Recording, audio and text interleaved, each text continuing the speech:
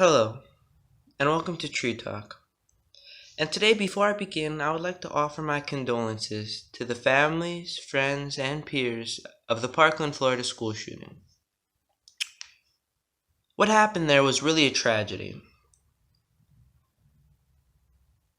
We can all agree on that, whether we're left or right, you know?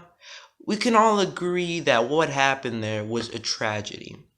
And everyone in America really does. But the problem is there's so many different ideas being put on the table. I like to just give my opinion on the whole thing. I'll give some solutions that I don't agree with, and I'll give the solutions that I have. The tragedy in Parkland has really brought about a national conversation on guns.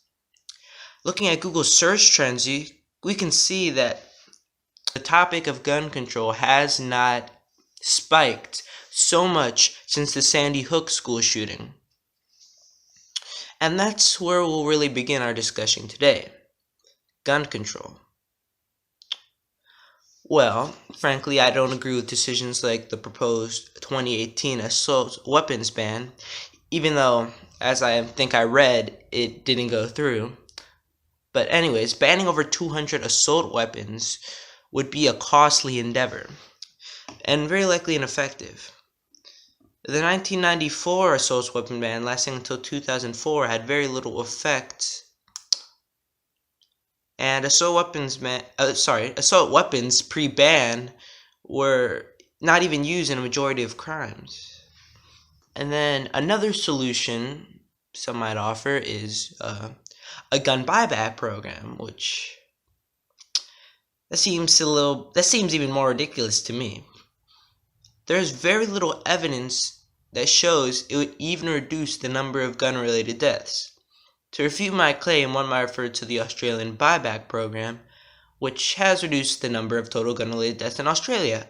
But if you look at the stats by Australian Bureau of Statistics, you can see that the number of gun-related deaths in Australia was already on a decrease before the initial 1996 gun buyback program was put into place.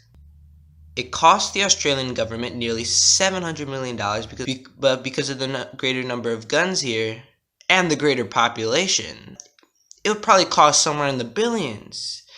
And why would the US invest such money in such an endeavor when there's very little proof to suggest that the program in Australia made a significant impact on gun-related deaths?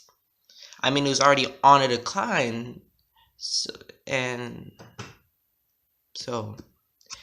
there's no really way of knowing if it was due to the gun buyback program or not.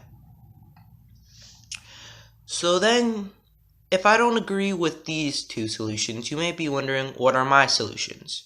Well, my first solution is more specifically directed towards the Stoneman Douglas shooting, and it's this: better job by authorities. Both the FBI and Broward County Police Department were at least somewhat aware that something was wrong with the guy before the tragedy occurred.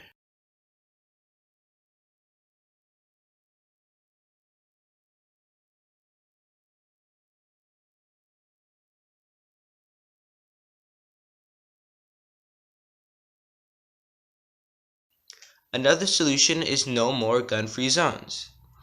There's no point in having them. Sure, law-abiding gun owners may not bring their guns into them, but guess who does? Mentally unfit people with guns.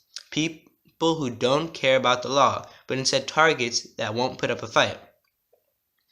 Lastly, stricter background checks for guns. Someone like the Florida shooter with repeated reports of violent tendencies, etc., should not be able to buy a gun. That's what I think about that, and those are my solutions. Feedback, anything, in the comments section down below. Thank you for watching this video. That'll be all. Peace.